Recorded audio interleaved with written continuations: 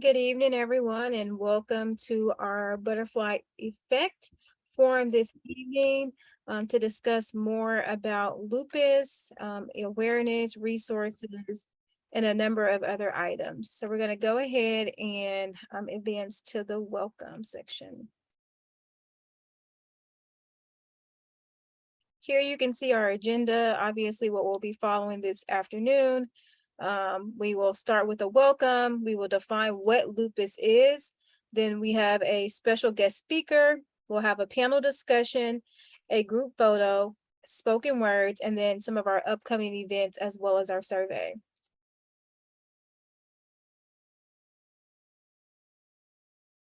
Good evening, all of our guests. My name is Jakari Henderson, and I serve as the president of the Gamma Kappa Omega chapter of Alpha Kappa Alpha Sorority Incorporated. I first want to just thank you all for joining this session this evening to come and learn more about lupus, how it impacts and affects African Americans in particular, as well as if you serve as a caregiver, maybe you're living with the disease. We want to make sure that we are keeping you all aware and abreast of information to help those navigate this disease. So you can see here, Alpha Kappa Alpha will continue to raise community awareness of critical health issues that impact African American women. Some of the areas that we do focus on are breast cancer awareness and prevention, heart health, nutrition and wellness, and also care for the caregivers. I want you all to give your undivided attention to our speakers as well as the committee who have done a fabulous job in putting this event together. So I'm excited to learn more. And again, thank you all for joining in. We're going to move to our next item, and I'm going to turn it over to my soror, Nicola Hodges, who will define lupus. All right, good evening, everyone. So I'm just going to jump straight into it. So lupus is an inflammatory disease, and it's caused when the immune system attacks its own tissue. It is a chronic, usually lifelong autoimmune disease. It has become increasingly common in the United States. No other population has witnessed a more steep increase in the incidence rate of this disease than African American women. Clinically, it is an unpredictable, remitting, relapsing disease of acute onset that may involve virtually any organ in the body. However, it principally affects the skin, the kidneys, the blood cells, the lungs, the joints, the brain, and the heart. There are no strict symptoms. However, weakness, fatigue, weight loss, pain, headache, and skin rashes are a few of the commonly observed symptoms. And there are different types of lupus as well. And while there's no cure for lupus, current treatments focus on improving one's quality of life through controlling symptoms and minimizing flare-ups. Lupus can be difficult to diagnose because a lot of the times its signs and symptoms often mimic other disorders. It has been said that no one test can diagnose lupus, and that a combination of blood and urine tests, signs and symptoms, as well as a physical exam finding can lead to a diagnosis. Today's forum has the power to expand education on this autoimmune disease. There is power in numbers. Let's fight lupus together.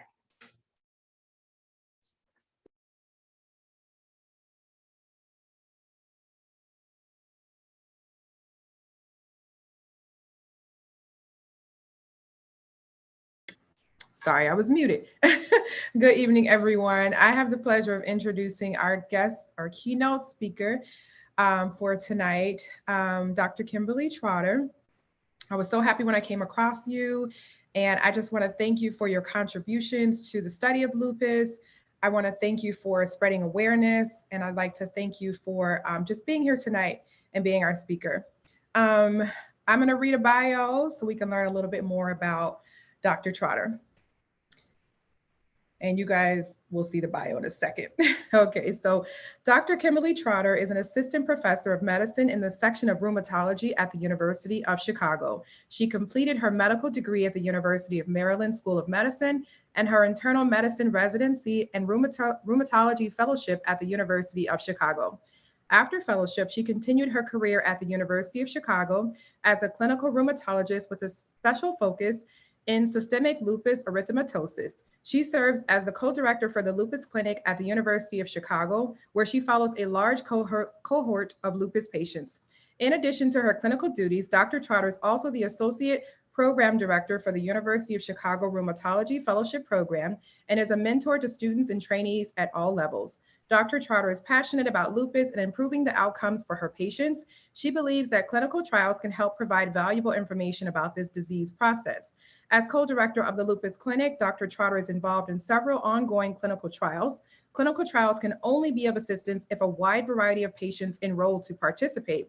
While systemic lupus erythematosus affects certain racial and ethnic minorities at higher rates with more severe symptoms and worse outcomes, those same racial and ethnic minorities are also less likely to enroll in clinical trials. Thus, the clinical trials may not be clinically applicable to this subset of lupus patients. To help bridge this disparity, Dr. Trotter is working with the American College of Rheumatology on a number of programs focused on increasing minority patient participation in lupus clinical trials. On a personal level, Dr. Trotter enjoys spending time with her husband and their 3 children, exploring Chicago and traveling. So we are just so excited for you to be here tonight. I know I am. So without further ado, I'm going to go ahead and introduce our keynote speaker, Dr. Kimberly Trotter. Thank you so much for that introduction and for inviting me to speak. I'm very happy to be here as well and to talk about lupus. So I'm going to share my screen here.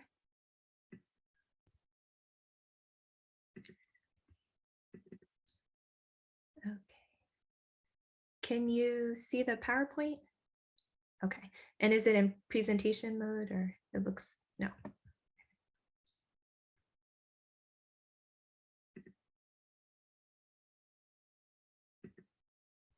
Okay. All right, great. So I will just jump right into it. So we're going to learn about what is lupus. So the outline for tonight's talk, I'll give a little bit about the background, but you guys just heard a lot of what I'll talk about for that. And then we'll talk about the signs and symptoms, how do we diagnose lupus, the disease course, and lastly, treatments. So systemic lupus erythematosus is probably the most common form of lupus. So this is the form that can affect all the different types of your body, all of your different organ systems. There's also cutaneous lupus, which is the form of lupus which is just limited to the skin. And the majority of the talk will focus on systemic lupus.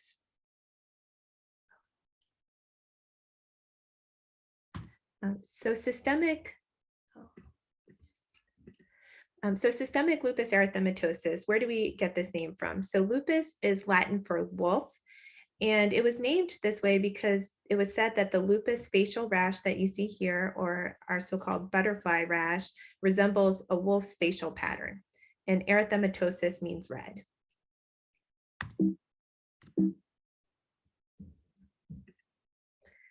So as mentioned already, it is a chronic autoimmune disease. So your immune system is generally the system which helps us fight off things that are foreign to us, whether that's infection, cancer, or other.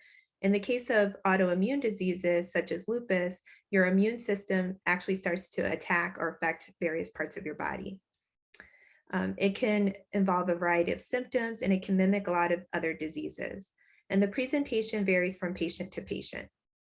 There's also periods of remission, meaning the disease is quiet and patients may not have a lot of symptoms, and periods where the disease can relapse or becomes more active. And in some cases, lupus can result in irreversible damage to certain parts of the body, such as the kidneys, the lungs, and other organs.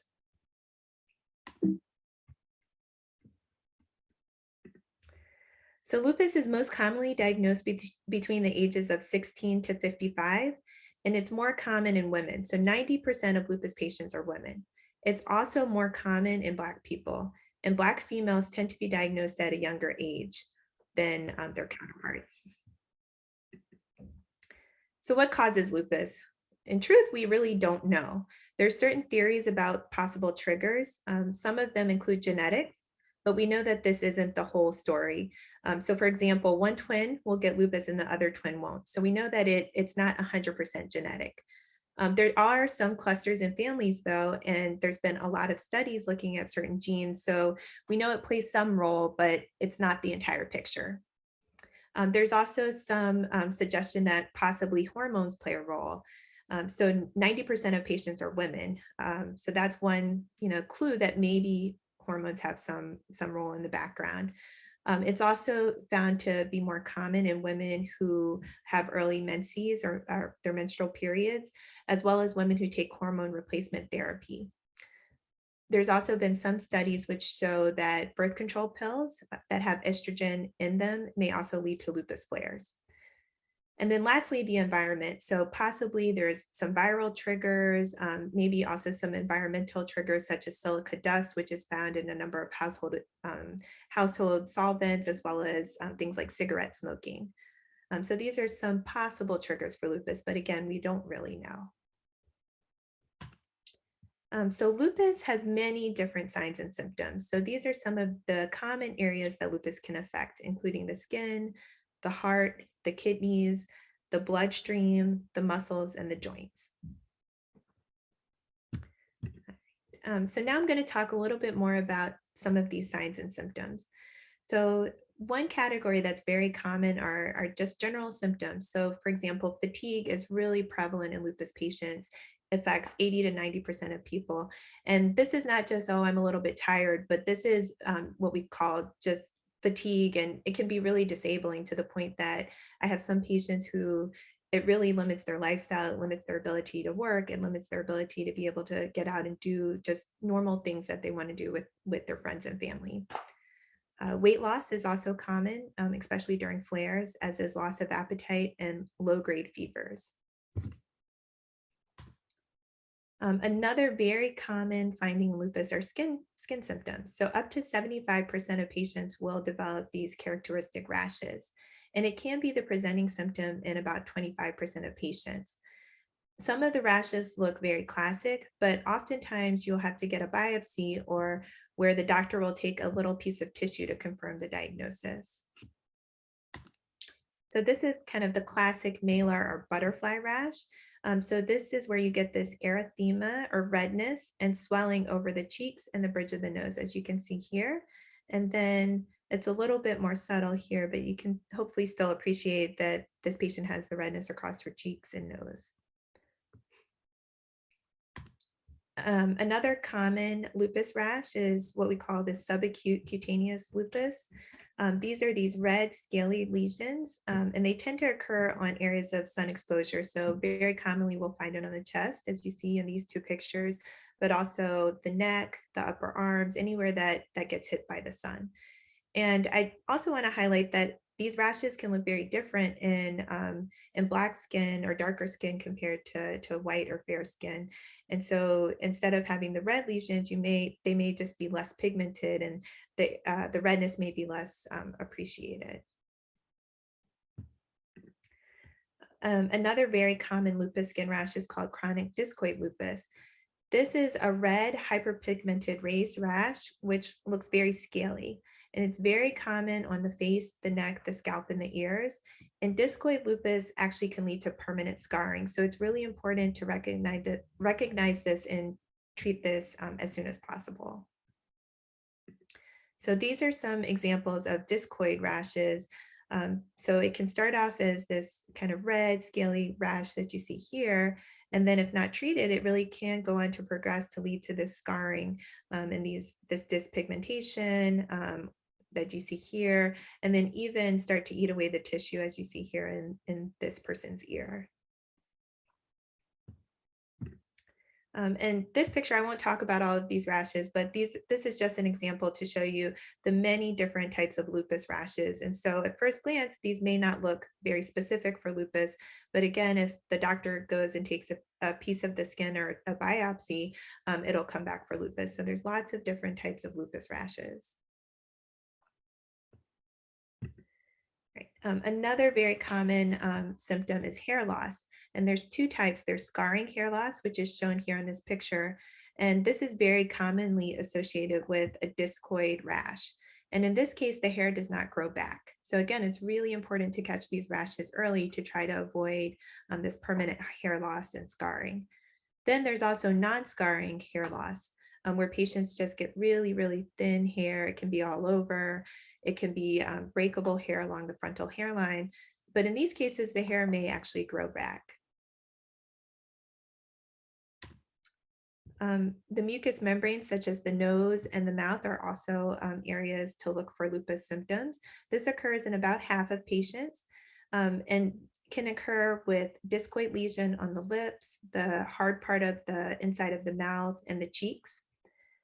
It can also be in the form of ulcers, and these ulcers tend to be painless and can look like this. And so you may not notice them until the doctor actually looks inside of the mouth. And they're typically on the hard part of the top of the mouth or the roof of the mouth. Patients can also get these same ulcers inside their nose. And then dry eyes and dry mouth are very, very common in lupus patients. So these are some of the symptoms of vascular changes that we sometimes see in patients. And so you can get this redness around the nail beds. You can get these little nodules on the feet. They can also occur in the hands. This is what we call Raynaud syndrome, and that's where you get spasming of the blood vessels, which leads to this white discoloration. This is reversible, but very, very common in lupus. And then again, another kind of example of dilation of the blood vessels here. So moving on from some of those skin rashes and cutaneous manifestations, arthritis occurs in greater than 90% of patients, and it's very often the presenting symptoms. The most commonly affected joints are the hands, as seen here, the wrist, and the knees. And this is a picture of a deforming type of arthritis that some of our patients may get called Charcot's. Now, this is actually reversible, where if you ask the patient to flatten their hand, some of these deformities may go away.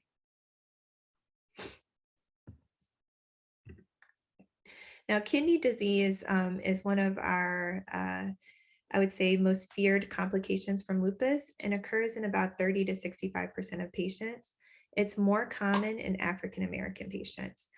And the reason why this is so feared is that 45% or more may actually progress on to end-stage renal disease or dialysis, which is a huge life change. So patients are either having to do this dialysis at home, or they have to go into a center 3 times a week, and it's really a major thing. So this is something that we would like to prevent if possible.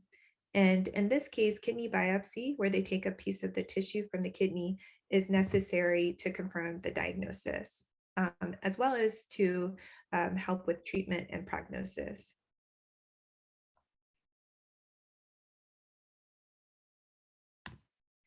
So this graph here looks at the progression of patients who have kidney lupus that progress on to needing dialysis. And Black patients are here in this blue line. And as you can see, they have an increased risk of progressing on to dialysis compared to all of their other counterparts. In particular, the biggest jump between Black and white patients. Some of these other groups are also at increased risk compared to their white counterparts, including Hispanic patients, Asian, and Native American. All right. So lupus can also affect the lungs. Patients can get fluid in or surrounding the lungs. They can get scarring, as well as inflammation, and even pulmonary embolisms, or what are blood clots in the lungs. Similarly, in the heart, they can get fluid around the heart, they can get inflammation inside the heart, and then premature heart disease is a major cause of morbidity and even mortality or death in women with lupus. So studies have shown that women with lupus between the ages of 35 and 44 have a 50-fold increased risk of having a heart attack compared to other women of the same age who don't have lupus.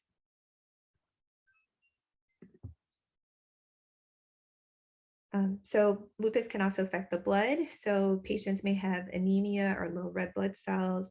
They may have low white blood cells and low platelets.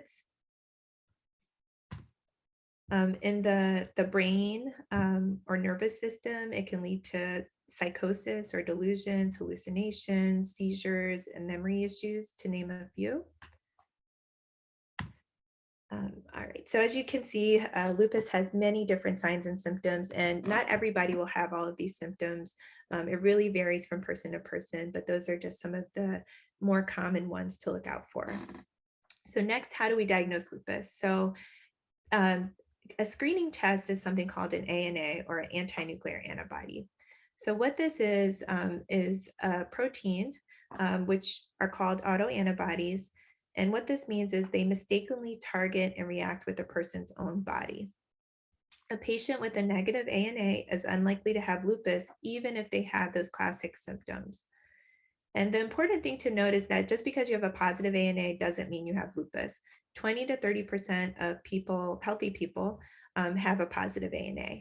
Doctors use these blood tests as well as more specific blood tests, the history, the exam, the whole combination to determine if you have a diagnosis. So as I mentioned, lupus is characterized by periods of flare or increased disease activity and periods of remission or low levels of disease activity. So more severe flares have been associated with Black, Hispanic, Asian, and Native American populations, as well as younger patients, males, and lower socioeconomic status. So the 5-year survival back in the 1950s was only 50%, but currently that's greater than 90%.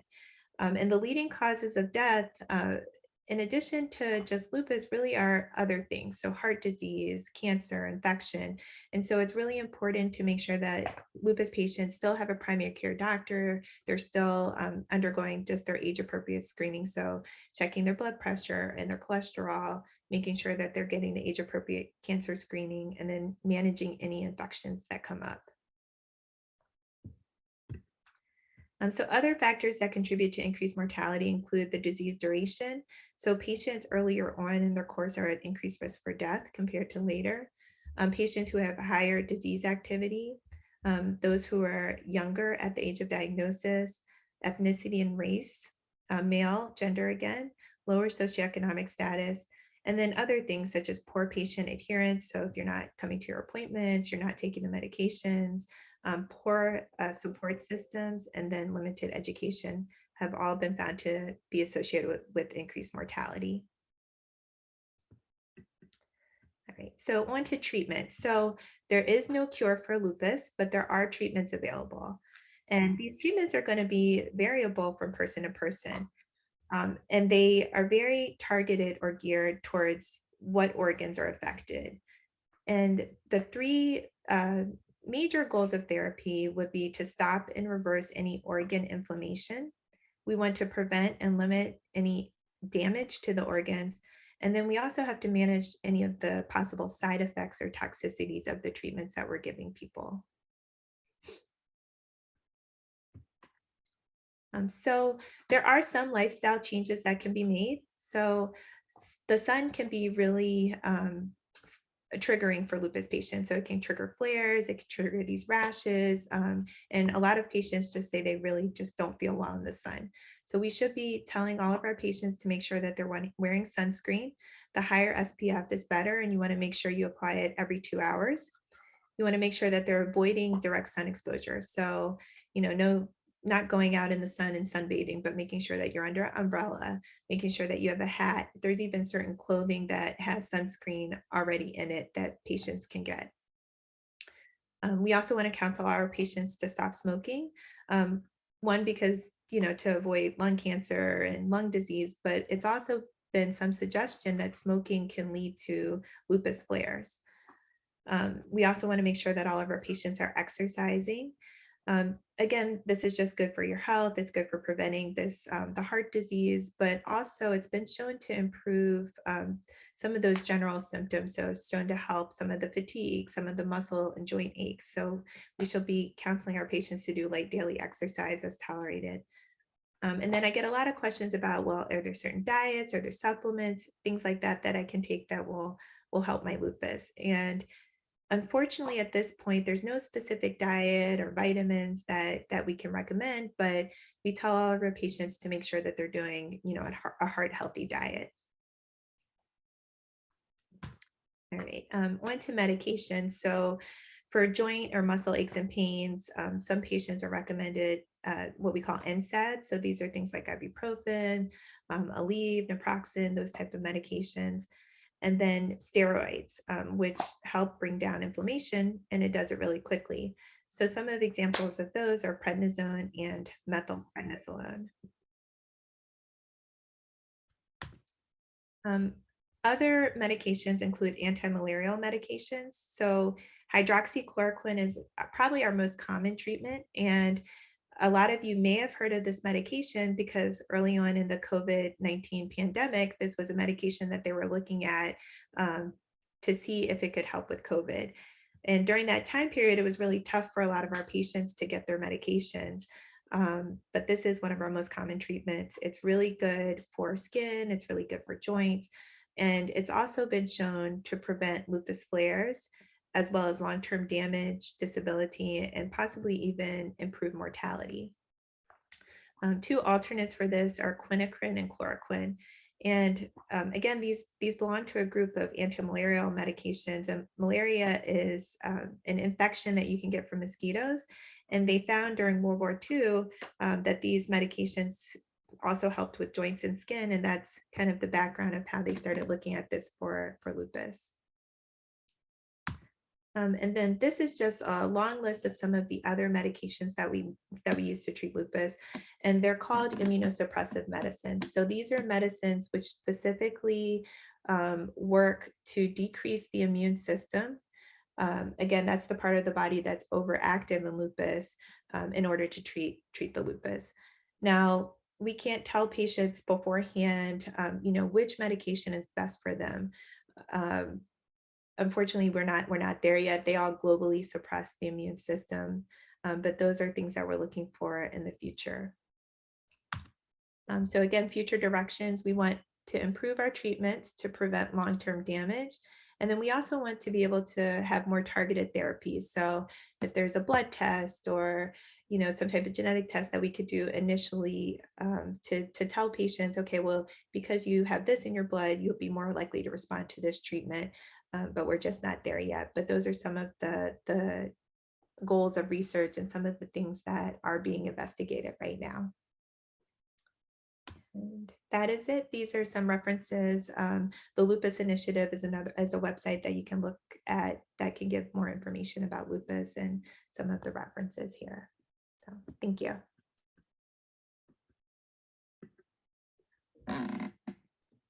Thank you so much, Dr. Trotter, for sharing that information with us. I know that kind of shed a lot of light for me. And before we go over to our Q&A with our panelists, there was one question in the chat for you. So it's let's see, I think I just lost it. So is it the comorbidities that are causing people to die from lupus rather than lupus itself?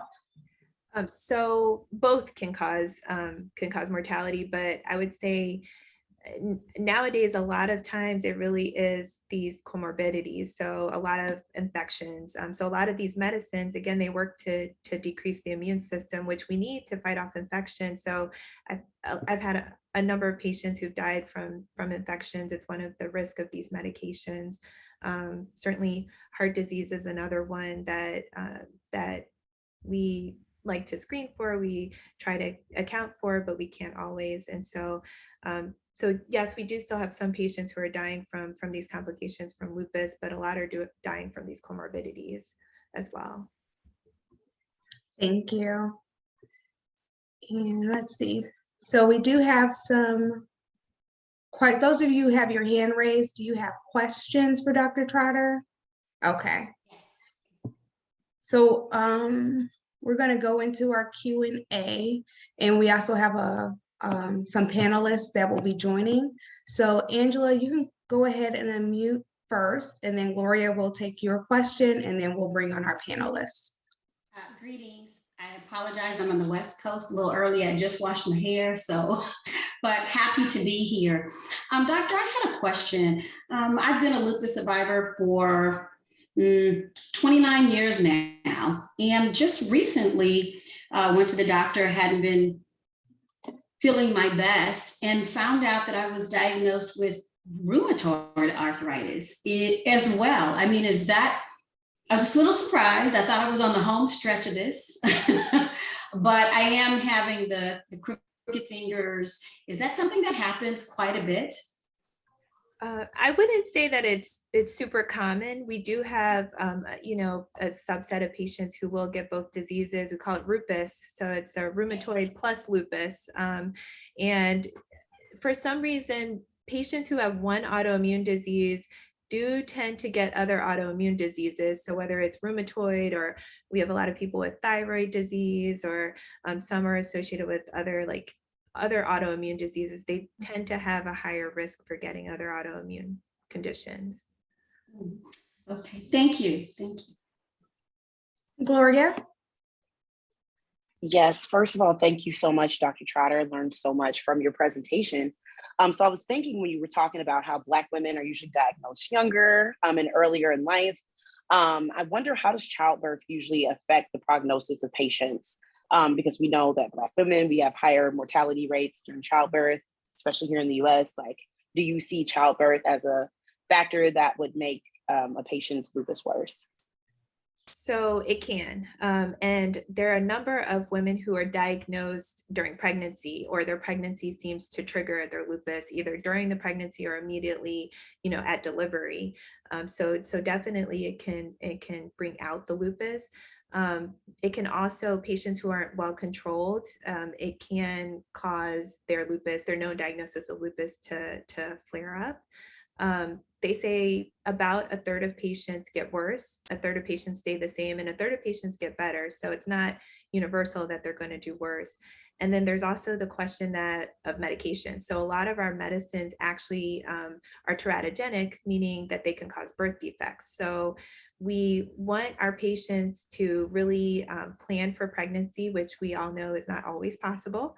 But we definitely try to advise them, you know, if you're on these certain medications, you really need to be on effective birth control. So not just, you know, condoms or other methods, really highly effective. So, you know, IUD or implant or the shots. And then when you're ready to get pregnant, we stop the medications and we plan for it at a time where your body is doing well and, you know, things are quiet. Those are the patients who tend to do better. But we know it's not always possible. So Thank you. thank you. Thank you. So at this time, I would like to bring on our panelists. So we'll just jump back into our presentation.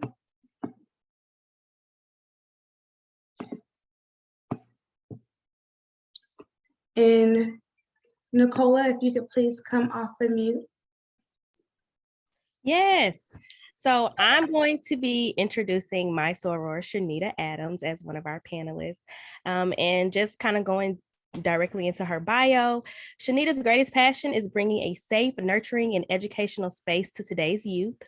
As a local childcare owner for 20 plus years, she has helped provide parents in her community with the peace of knowing that their children are happy, loved, and safe in her care. When she is not working with the little ones, you can find her being very active in her church, Alpha Kappa Alpha Sorority, and spending quality time with her daughters and her grandson.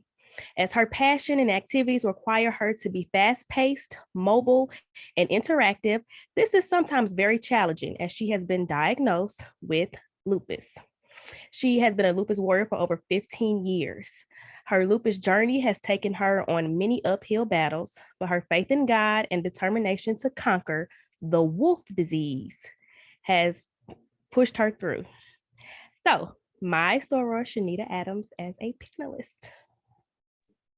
Thank you, and welcome, soror Shanita. Next, April, if you could please come off the mute. Hello and good evening, everyone. I have the pleasure in introducing one of our panelists, Floyd Boykin Jr.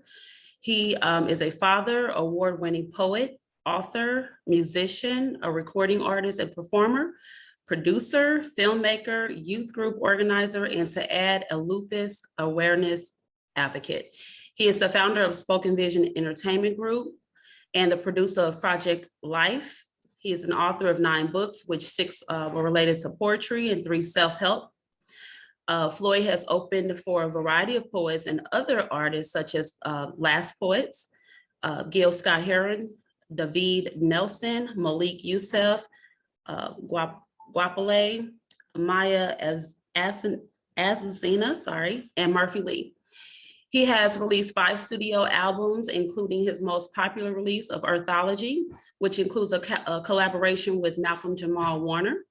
The most recognizable project is the launching of the Spoken Vision magazine, where he serves as the editor and designer of the publication. Released in October of 2005, No More Silent Cries. It's a poetry anthology that is dedicated to the topic of domestic violence and sexual abuse. That work was published by Floyd Boykin Jr. As he appears in this anthology along with 41 other poets across the country. And we would like to welcome him for our forum. Thank you. Our next panelist is Coach Della Major. Della Major is the founder and CEO of the nonprofit L.U.P.U.S, Living Your Life Victorious and Empowered. And she's the CEO of Reclaim and Live, LLC. As an end-stage renal disease patient since November 2011, Della is intimately aware of the challenges faced by those who live with chronic illnesses. Rather than focus on the negative, Della's enthusiasm resuscitates and refreshes audiences so they can live and thrive. Della is known as Radical of Heart and has a slogan, "A change brings a change." She's personally known the reality of change.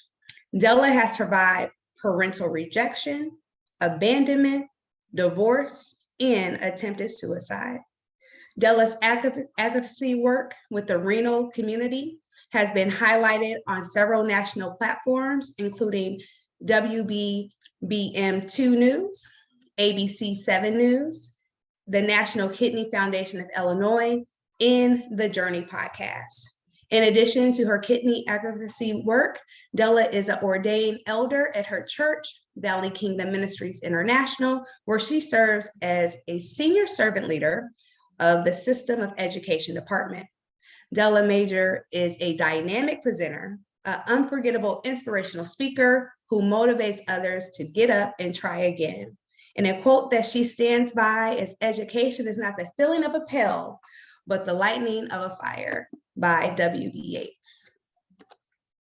So at this time, we're going to bring our panelists on and we will go into our Q&A. So if you have questions, you can drop them into the chat or you can raise your hand, and the floor is now open to our panelists. And I see we have our first question from TR.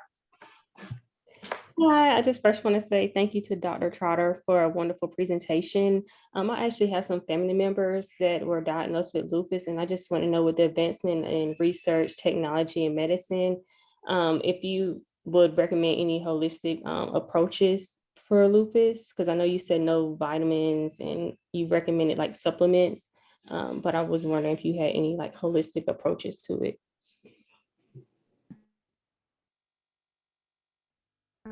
So I would say there's no vitamins, no supplements or diets that really have been proven to treat lupus. I would say if they are going to take certain supplements or vitamins, always important to talk with your doctor about them. Most vitamins are okay, but supplements are not always regulated. And so we don't always know what's in all of them. So, it's just important that they run an interaction check. I kind of live by the mantra, if they're not dangerous or harmful, it's okay to try them. I don't know that they'll definitely work, but as long as they're not going to harm you, you could try them. So I wish that there was something, but other vitamins that a lot of our patients are on, calcium and vitamin D, are really important for bone health. We encourage our patients to stay out of the sun, but we get our vitamin D from the sun. So those are ones that, I definitely think that patients should be on. There's a lot of anemia in lupus patients, and so sometimes iron might be recommended by your doctor. So those are some kind of common vitamins that a lot of our patients are on. And then again, I think the best diet really is a heart healthy diet. I've had some patients who have tried, I can't remember the name of a book, but there's a physician who wrote a book.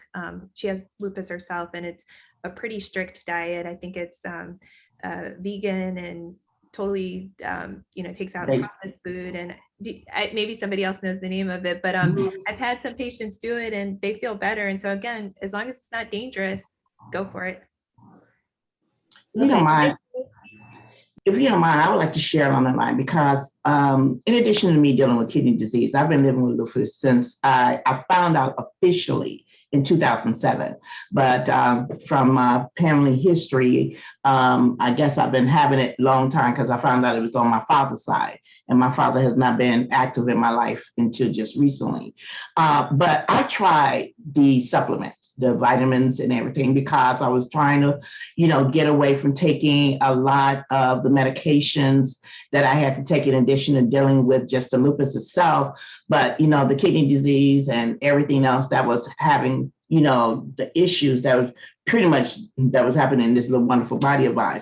But I found that when I was taking these additional vitamins, it was actually triggering my flares.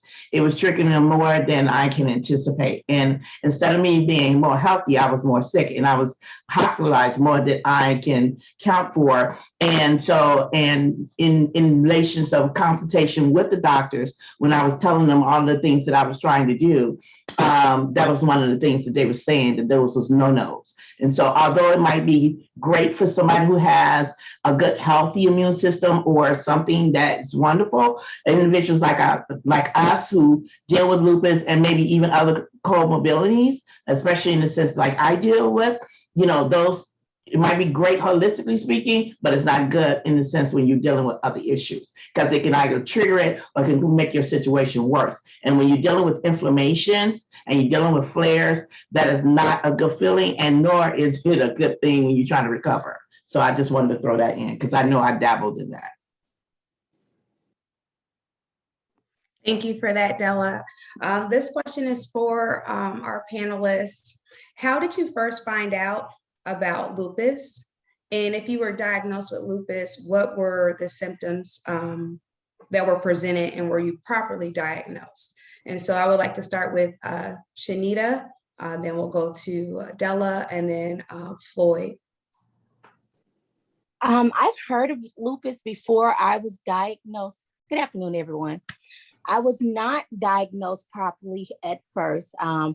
I went to my primary care physician. I went to 3 of the hospitals over here in Illinois, and then to 2 hospitals in Missouri. Because I am obese, the first thing that they thought was my problem was because of me being obese. They did not look at any of my blood work or things of that nature. So I was not properly diagnosed. I suffered for months before I even got a diagnosis. I switched 2 primary doctors until someone finally listened to what I was saying, how my body was reacting, the things that I was going through, and just understood my frustration at, like, this is not muscle spasms. I'm not just lazy. I'm not just wanting to stay in the bed. Something is wrong. So I was not diagnosed properly at first. And it was such a horrible feeling not having anyone to listen to me. And as much as I advocate for myself at that time, you're just going through frustration, you're in pain, you're suffering. And it's hard to get across what's going on when you had no clue about it. I've heard of lupus, but I didn't know what it actually meant. So at that point, I was not, until I found someone who actually listened. They looked at me and said, we're going to figure it out. We're going to figure it out. And to this day, that is still my primary doctor because she stands strong with me. Wow. How interesting of the story. For me, it's twofold. I was having all of the symptoms that Dr. Trotter had described. The T rashes, hair loss, the loss of the weight. It was so bad to the point that people at my church was coming to me asking, was I okay? I contributed to the fact that I was always working, always doing something. Even though I was physically tired, didn't want to do it, I still pushed myself to do something. So in my case, I was having these early symptoms, but not understanding it, I ignored it. And so it became worse when I fell out in the classroom teaching a class. I was teaching my students. I was the aftercare director at a summer care program, and I was showing my students some activities that we were doing, and I literally passed out in the classroom. I still, contributed to me just being overexhausted, overworked, until the next morning I barely was able to get out the bed. And I'm thankful that I had another teacher friend who was off. She was available to take me, and I didn't have medical insurance. That's another thing we'll talk about probably later. Not good quality health care. So I was going to the county system here in Illinois. So I was at the Fannis Clinic. Anybody live in Chicago, everybody knows, got Cook County across the street. You got the Fannis Clinic where you go see the basic doctors. So I was being taught and seen by those doctors. All I know, I barely was able to get to the third floor for the basic triage. When they finally called my name, I was slumped over. Blood pressure literally was 220 over 120. And they took it twice, rushed me to over to now Cook County Hospital, and I passed out. I had my mother on one side. My children was basically talking, tubes everywhere, until the next day I was told by a little short doctor whose name is Dr. Peter Hart, started saying I had SLE, systemic lupus, not even understanding, because at that time he was trying to give the medical term. And when you're sick and you're ill, you don't know what's going on. The key thing is I had to tell him to shut up and talk to me like I was a 2-year-old. And that's what he basically said. I have lupus, and lupus was attacking my kidneys. And then, of course, they did a kidney biopsy, and then that's how they really, really tested and found out that I had lupus. Now, prior to all of this becoming worse, I was misdiagnosed with MS because of all of the joint issues and everything that was happening. They kept trying to diagnose me with MS, and of course, that misdiagnosis kept going on for a long period of time until it took me to pass out. So, the symptoms was there, the signals was there, but because I'm not aware about it, I ignored it to the point now I was at end stage. And of course, now my journey is doing what I do now, because I've been living with chronic kidney disease now since officially since 2007, did dialysis for over 10 years. Since then, of course, kidney transplants. As a matter of fact, Dr. Trotter is my rheumatologist. So I'm thankful to be here, a living patient and a living witness to the fact of when it's misdiagnosis, what happens to you, in a sense of long-term care, and especially when it affects low-income and African-American communities when they don't have good quality health care. We'll talk about that a little bit later, but that's my journey. Thank you. And Floyd, the question is, how did you first find out about lupus? And I know that you didn't personally have lupus, but when it was presented, was it properly diagnosed? Good evening, everyone. So my situation is very different. I found out from my mom got rushed to the hospital. She was at home and lost all of her functionality with her organs at home. And so we took her to the hospital, and my mom had told us that she had cancer, but I asked the doctor, I was like, what's going on with how's the cancer? He's like, your mother doesn't have cancer, she has lupus. And so the first time I found out about lupus was when my mom was in the hospital, and she never came out of the hospital. So she passed away due to the complication of lupus. But that was my first introduction to it. And since then, I've been doing a lot of different things to promote awareness through my music. I'm an artist. So we produced a CD called Project Life, Learning Information for Existence, that got funded through the Lupus Foundation, the Heartland chapter. So we did that, and we would do Poets Against Lupus and benefit concerts. So we would just raise money and raise consciousness in reference to lupus as well, So to this day, I've lost a lot of friends who happen to have lupus, but I also know a lot of people living with lupus that are going on with their regular lives, because it's not a death sentence. And we want to make sure that people know that you can live. You don't have to die because you have a diagnosis. You can continue to live and live happily. Thank you for sharing. Dr. Trotter, we do have a question in the chat that says, since the ANA is not a routine screening test, what signs or symptoms are most common that would trigger a provider to think to evaluate for lupus? How many symptoms have to be present to equal a diagnosis? And then I guess you can tie this into it as well. Is lupus hereditary? What is the way to screen for it early? So really it's a combination of symptoms. And I think the reason why a lot of people really have this delay in diagnosis, it's very common to have this delay, is because the symptoms are kind of non-specific. Like people tell their doctors, I'm tired. Okay. Or, you know, my joints hurt.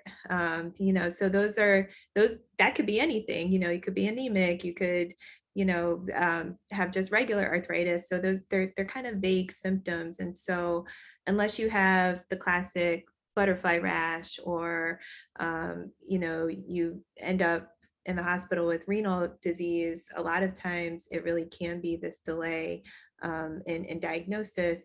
And the other part is that not all doctors are well versed in lupus. And so you don't have to do a rheumatology elective as a primary care doctor.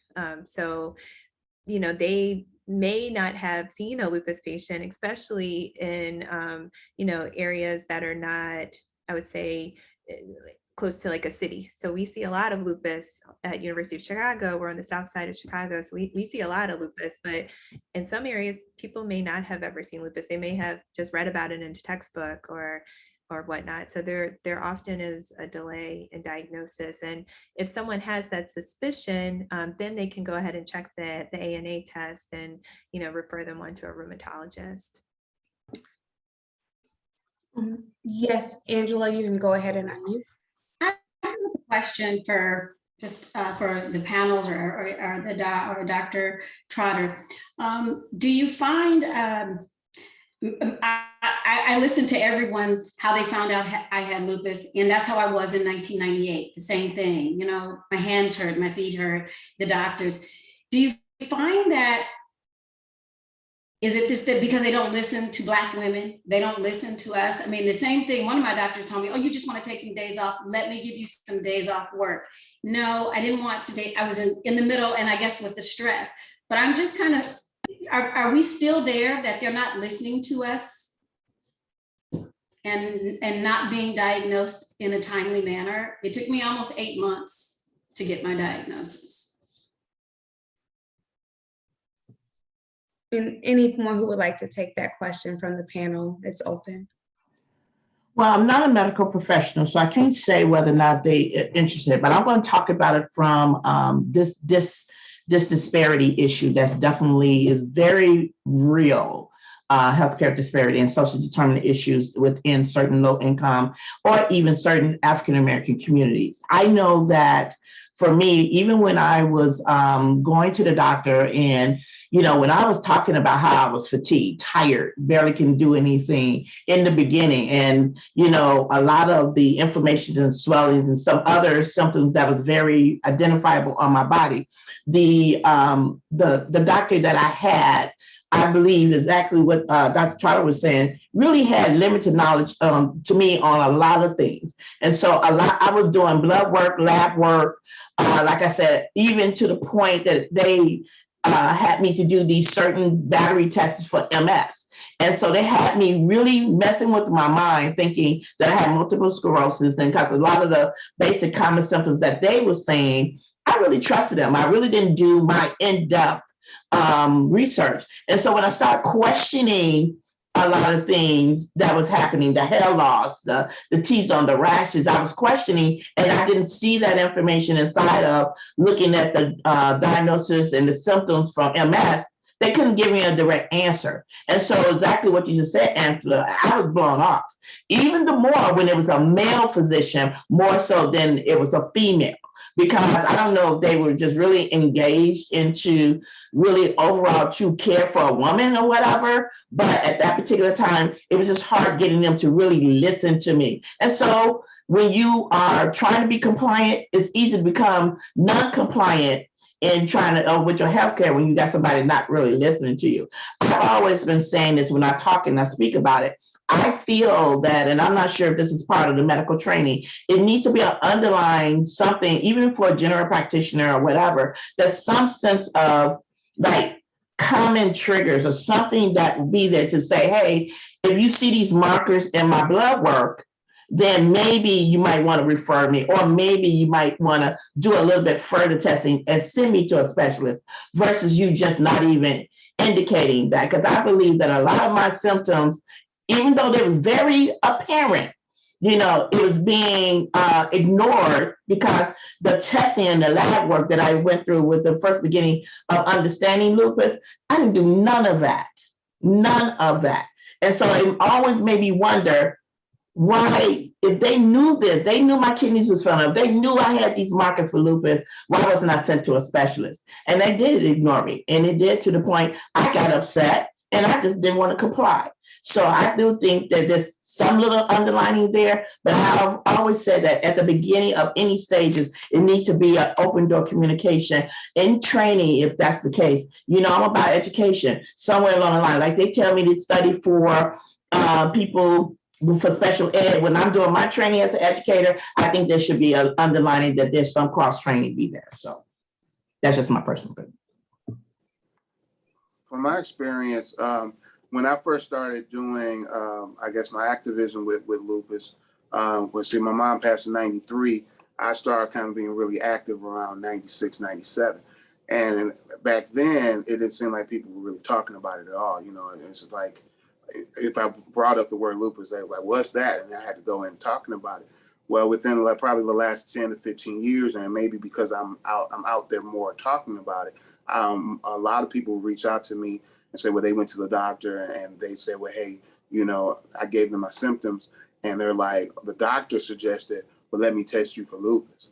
So, then they're going to test you for some other things too, but they actually brought up lupus. So that kind of gave me a little hope in reference to, not the whole being conscious and aware of it, and not overlooking that a person could possibly have lupus. Someone I used to date, I actually, she had symptoms and I noticed them. And I say, look, it sounds like, you might want to check with your doctor about lupus. She's like, no, I think I'm okay. And then a couple months later, she went in and she got diagnosed with lupus. So, but she's like one of the most positive people I know right now. She's like, if you talk to her, lupus is not like a struggle for her in that realm, because she's just working hard to try to keep educating people and making sure she's doing good and things like that. Thank you. Gloria? Yes, so it seems like everyone does their fair amount of activism as far as, reaching out to the community to let people know and raise awareness about lupus so people can figure out if they have it. And specifically for you, Dr. Trotter, what are some tools that you give your patients to help them advocate for themselves, considering that there's so much misdiagnosis that goes on? So I think that's hard from a doctor's standpoint. So there's a number of organizations that we're a part of that we give out the websites if patients are interested. I know there's a lot of Facebook groups that patients can join. There's support groups within the Chicagoland area that we can refer patients on to. And then we're doing a lupus education study right now that we are part of. So maybe that'll be incorporated in the future. It's supposed to help give patients more information about lupus treatments and really empower them to have real conversations with their doctors and become more involved in like their care, and kind of it be more of a, instead of a physician, dictated treatment plan, kind of a collaborative plan between the patient and their doctor. So there's lots of research going on from our standpoint to how best help patients. But I think I learned a lot about that from my patients, from going to panels like this about, oh, okay, this is this group I can now say, refer my patients to. So maybe some of the panelists have some more information that they can share with us. Thank you for that. So I would like to, there's in the chat, and one of the panelists, maybe you can speak to this. Erica is recently diagnosed with lupus last year, and she's trying to learn how to adjust and learn how to cope with it. And how can she do that and learn how to understand lupus when it's so fresh and so new? So after 20 years, she's never been diagnosed, and she just was diagnosed. So how can she learn how to cope with it, adjust to it, deal with it? How can she thrive with lupus? That's me. I'm a thriver.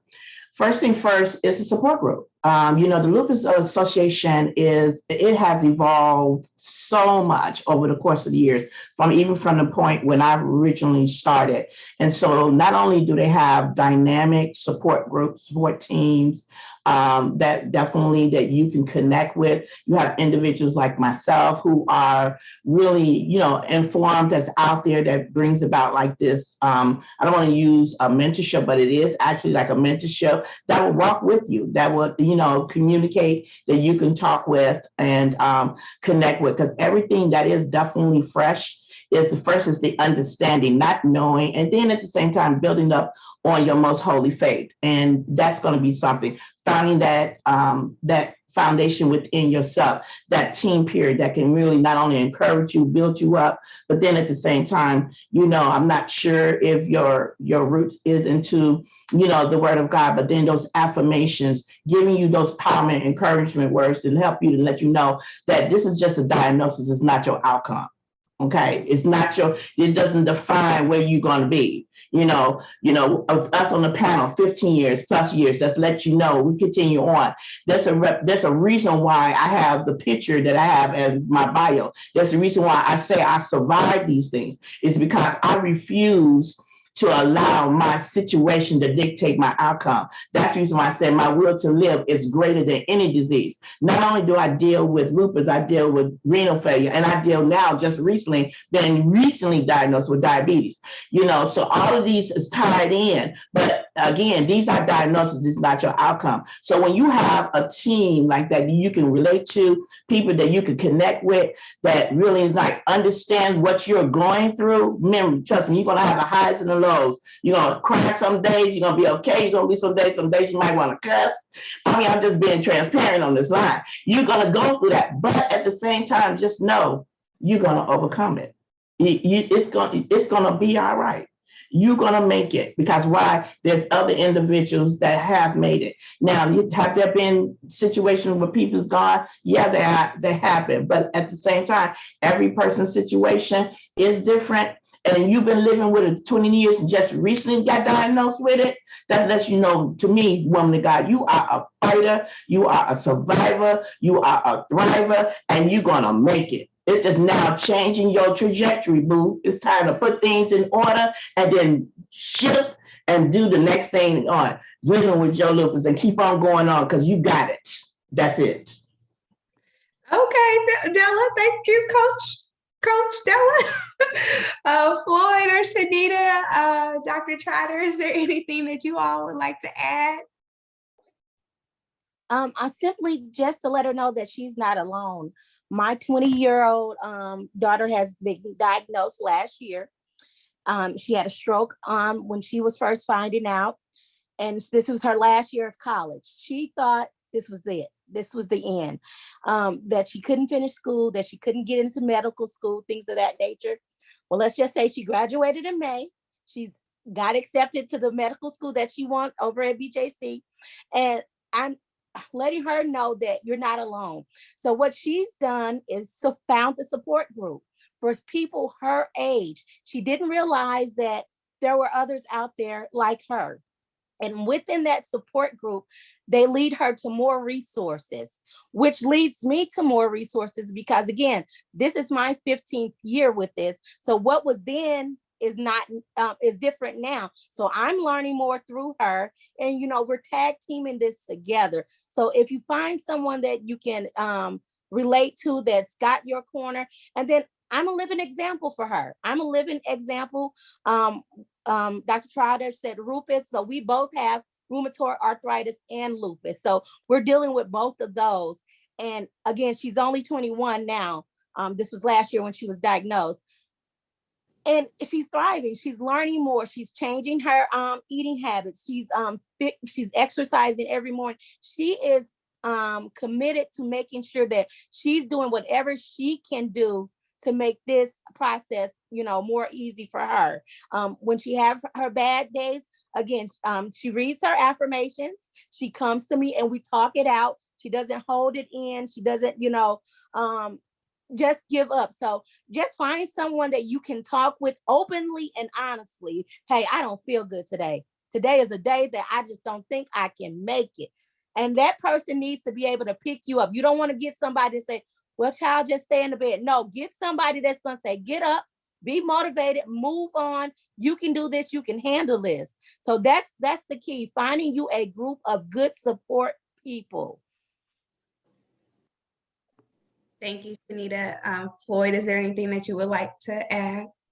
I mean, I'll just echo what they said. Basically, you definitely want to find a good support group. First thing I did was I reached out to a local lupus foundation chapter. And that way, when I got in touch with them, they were able to direct me to some, you know, positive people in the community that that could help me deal with what, you know, my trauma in reference to my mom. And I think the more you do that and you open up the floodgates of learning more about it, and more people start coming your way, you know, once you put that out there in our atmosphere. And also, I believe, to eliminate any stressful people in your life. You know, if you got really like negative folks in your life, anybody who's real negative, I mean, it's nothing wrong with distancing yourself for your survival, you know?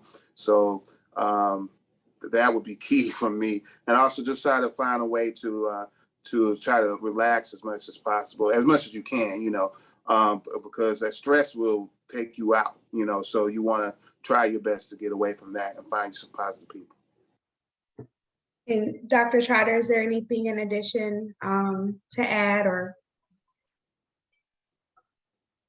they, you know, they said it all. And you know, support groups, you know, are key. And I think someone put in the chat about you know, trying to get out of bed, and you know, having faith and having someone that you mesh well with. And as he just mentioned, that stress, we say stress can flare up the lupus, so definitely trying to eliminate that where you can. So thank you all for all of your testimonies, I guess. thank you. So before we end the Q&A section of this, I want to just pose one final question to the panel. How have you been empowered through your lupus journey? And we'll go ahead, and I want to start with you, Floyd, because your experience is so unique to our panel. How have you been empowered personally through this journey? I think for me, I've been empowered because now I've taken something that for me has been very tragic, and I've taken that information to try to make sure that other people didn't find out about lupus the way I did. You know, so getting out there, talking to more people, having more conversations. And for sometimes, you know, a lot of times people will come to me asking me questions. I'll answer as much as I can, but at least I know where to direct them from the stuff that I don't know how, you know, that I don't have answers for. So it's just, it's giving me the opportunity to, I guess, to be a stepping stone in that direction when you first are diagnosed, or if you learn about someone else that's close to you and how to deal with that. Thank you. Shanita, for you? Absolutely. And like what Floyd said, pretty much being empowered to know that it's not a death sentence. I'm able to overcome. I'm able to move through this. It has caused me to be more educated about not only lupus, but other things that's going on, and to be more aware of my health and being an advocate for myself. Teaching other family members. It was so easy to diagnose my daughter because now I'm knowledgeable about it. So she didn't have to suffer as long as I did to get a correct diagnosis. So I'm empowered to be able to share my journey with people. So, you know, hey, this is what, if you're not feeling well, if this is the case, you may want to look into this. So I'm able to share knowledge, give people what I'm able to give them regarding this disease. And Coach Della? Well, ditto everything with what Floyd and Shanita said. I have this one statement that I always say is that a well-informed patient is a healthy patient.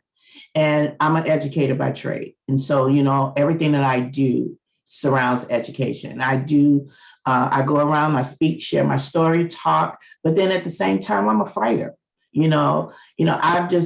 grew up in the west side of Chicago. I'm a fighter. I'm a strong extrovert. I believe that you have the ability, once you overcome, you got to deal with the situation as hand. Once I learned to accept it, then I began to put in what it is that needs to be done. But then at the same time, my faith is strong.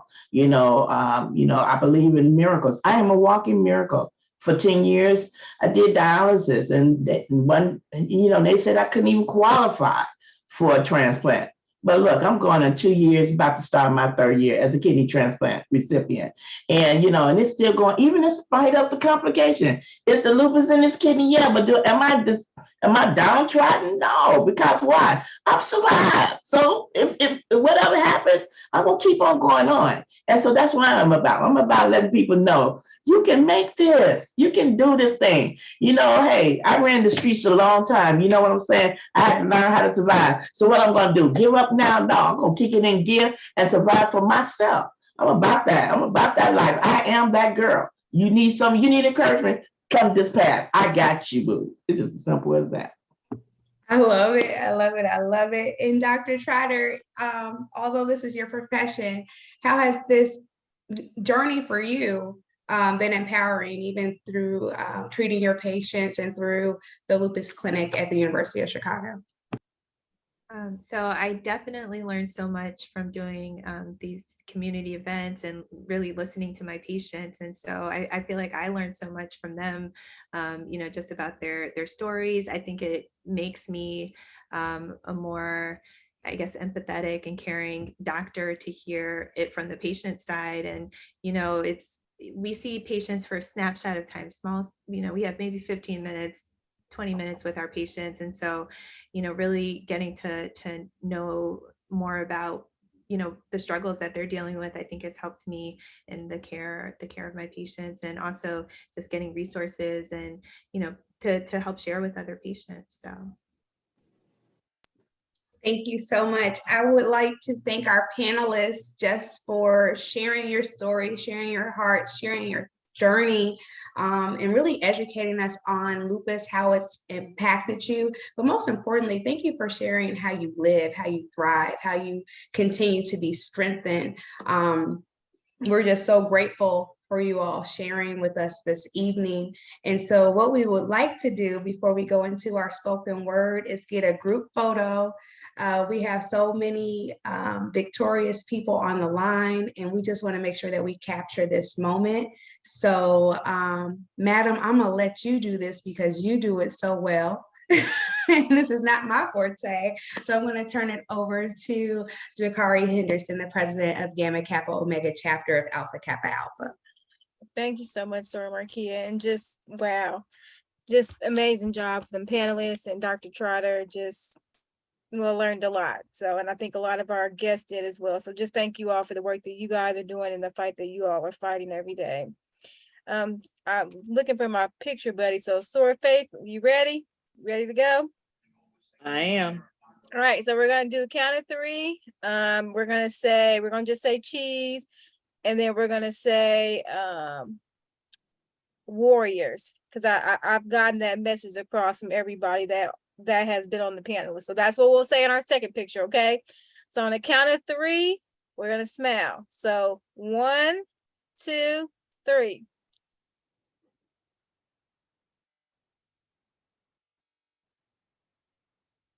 All right, I think Faith has been able to probably scroll through the second picture. So our next one, we're gonna say warrior, okay? So 1, 2, 3, warrior. Oh, yeah.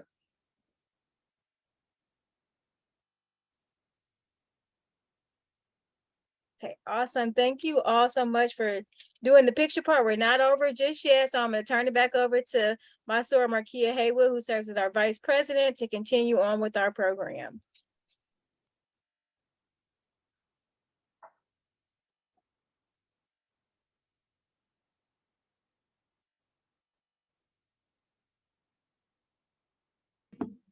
There we go.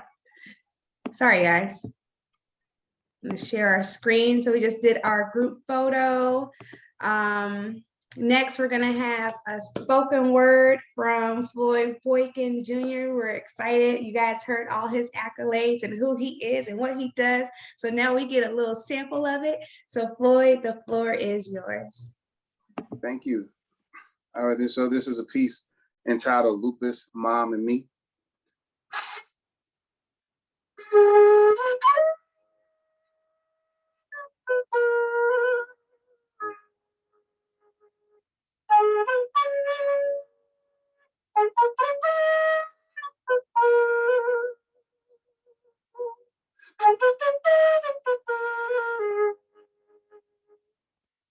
It was the worst day of my life, September 7th, 1993. It's the day that my mother's journey continued through me. Let me bring you up to speed.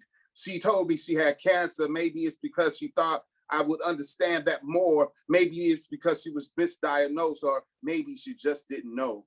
July 27th, 1993, she lost all control of her bodily functions. Her useless boyfriend didn't have a clue what to do. So I called my grandmother, and naturally she knew exactly what to do. Got my mother to the hospital in a New York minute while her boyfriend stood there, dumbfounded, hardly my mother's rock in her time of need.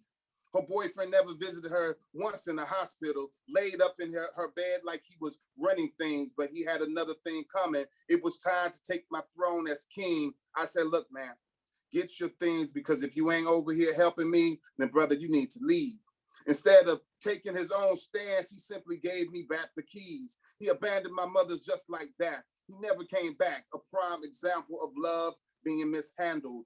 Back at the hospital, it was a struggle watching my mother cling to life. Never wished this kind of pain on another. I love her, and her love reigns supreme till this day. Nearly 30 years, and I still see her last facial expression. It was the cause of my depression because I thought that her life ended in the hospital room. I felt doomed at 22, holding on to what seemed to be an eternity of gloom.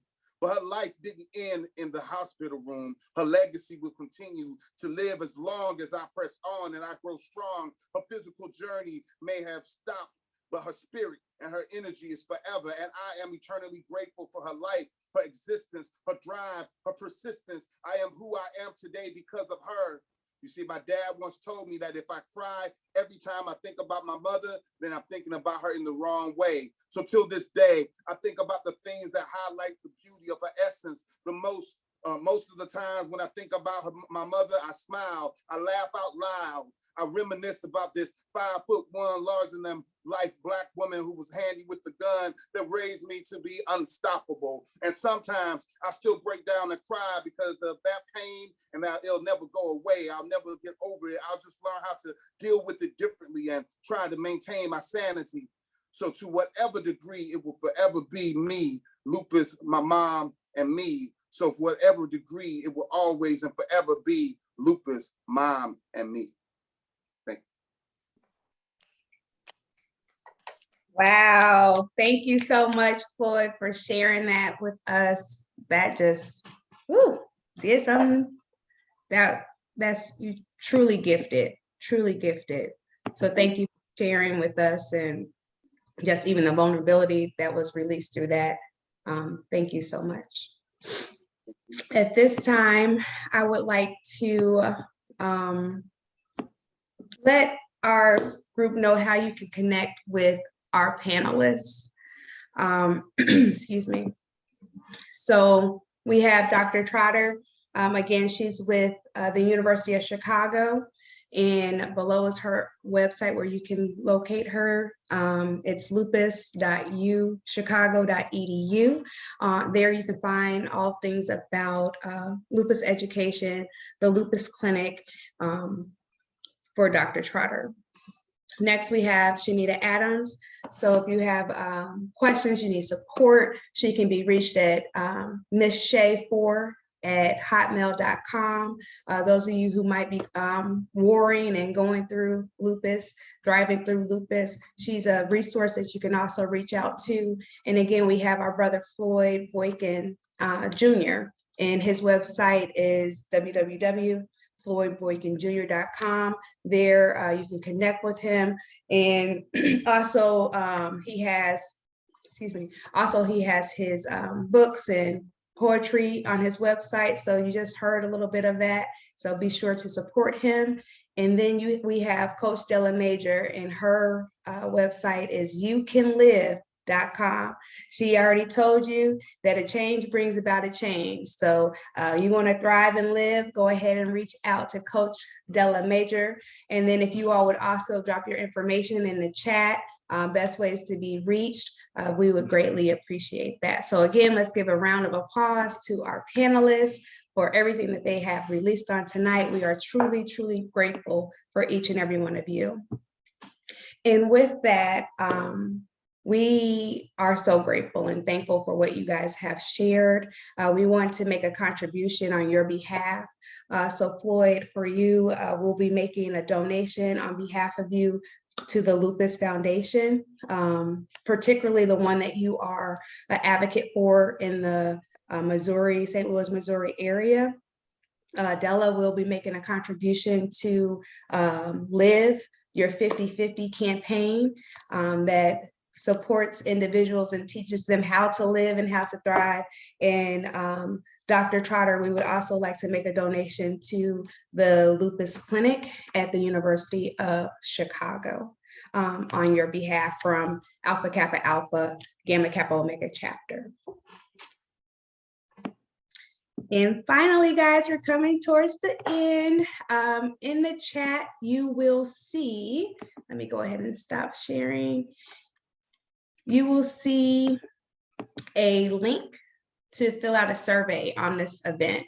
We want to make sure that we're always providing content for you all that empowers our community. Particularly Gamma Kappa Omega chapter of Alpha Kappa Alpha is located in Carbondale, Southern Illinois.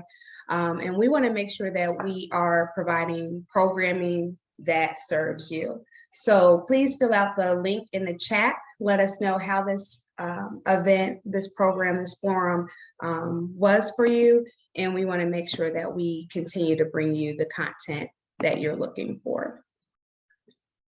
And with that, we have our upcoming events. And in the month of June, we have Black Fathers Matter Roundtable that will be held on June 14th at 7:08. It's a completely free event, so we hope that you will join us for the Black Fathers Matter Roundtable. Then Juneteenth, that's that same week, on Thursday, June 16th, we will have a Juneteenth game night for the culture. So we're going to have a little bit of trivia, we're going to have some games, and we're going to spread light, love, and cheer as we celebrate this Juneteenth holiday. And then finally, to close out the month of June, we will be hosting a Twist of Grief forum. So many of us have dealt with grief, bereavement, but are you dealing with it properly? So we want to make sure that we provide that as a resource to you on June 29th, a Twist of Grief forum. All of that information is going to be available on our website and our social media platforms. And Madam, before I close out, would you like to have any closing words or remarks? I just would like to thank again the panelists. I think they did an amazing job. Just in bringing information, resources, and just sharing their testimonies and their journey with lupus.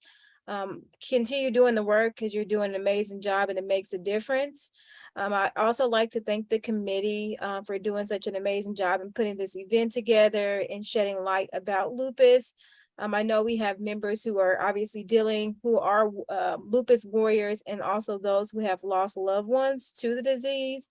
And so, again, just want to thank them all. Sora Markia, thank you for continuing to lead the programming to higher heights. It's what we do specifically in AKA, and I appreciate you all. And then lastly, I just want to thank all of our guests for attending this event. As she stated before, we do have several upcoming events, so feel free to tune in, join us. We love to provide resources, education to the community. I hope you all have enjoyed this evening, and I hope everyone has a great and a blessed week, and we look forward to seeing you at future events. Thank you so much, madam. And thank you again to all of our participants, our panels, our guests. This was the butterfly effect, lupus. So we want you to remember, live bold and empowered, unite with warriors and advocates, prevail, influencing a change and awareness, understand the impact and the need for support, and strengthen your mind, body, and spirit. So on behalf of Gamma Kappa Omega chapter, we thank you so much for joining us this evening. Good night, everyone. Good night. Thank you. Good night, everyone. Nice. Thank